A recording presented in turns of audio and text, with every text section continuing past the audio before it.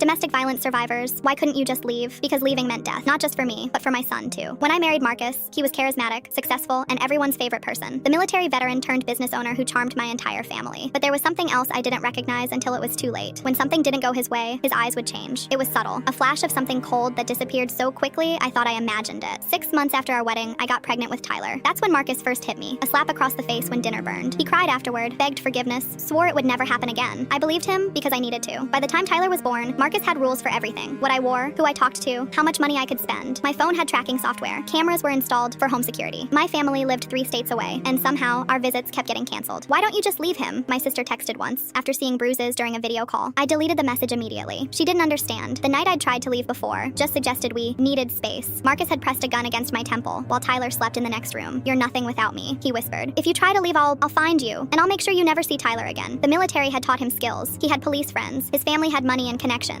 Who would believe me? I became a ghost in my own home. I learned to move silently, anticipate his moods, be invisible when necessary. I taught Tyler, even at 4 years old, to read the atmosphere, when to hide, when to be extra good. Some nights I'd lie awake watching my son sleep, hating myself for bringing him into this nightmare. The turning point came when Tyler started kindergarten. His teacher, Mrs. Lowell, noticed how he flinched when adults raised their voices, how he never made eye contact. One day she handed me a note during pickup. Library event Thursday. Please come. I knew Marcus monitored everything, but something in her eyes made me memorize it before destroying the paper. That Thursday, I told Marcus I needed to buy groceries. At the library, Mrs. Lowell introduced me to a woman named Diana from a domestic violence organization. We've seen this before, Diana said quietly. Military training, surveillance, isolation. You're not crazy, and you're not alone. You don't understand, I whispered, checking my watch. If I'm late, he'll check the car mileage, the grocery receipts. He'll know. What if you didn't have to run? Diana asked. What if there was another way? For 3 months, I met with Diana under the guise of grocery shopping. We documented everything, the bruises, the threats, the financial abuse. I wore a hidden recorder that captured his rage, his promises to kill me if I left, all while pretending everything was normal at home. The most dangerous moment came when Marcus found a domestic violence pamphlet I'd accidentally left in my purse. I'll never forget his face, that cold look, spreading across it like ice. Planning something, sweetheart? He asked, voice terrifyingly calm. My heart stopped. It's from the doctor's office, I lied. They have them in the waiting room. I grabbed it by mistake with my magazines. He studied me for what felt like hours. Then he smiled, that charming smile everyone else saw, and said, you know I'd never let you go, right? That night, I texted Diana our emergency code word. 2 days later, when Marcus left for a business trip, they moved. The police were waiting at his office with a restraining order and arrest warrant. His guns were confiscated. His bail was denied due to the explicit death threats on the recordings. His lawyer tried to paint me as unstable, exaggerating. Then they played the recordings in court. The judge's face changed as she heard Marcus describing exactly how he would kill me if I ever left. How no one would find my body. How he'd tell Tyler I'd abandoned him.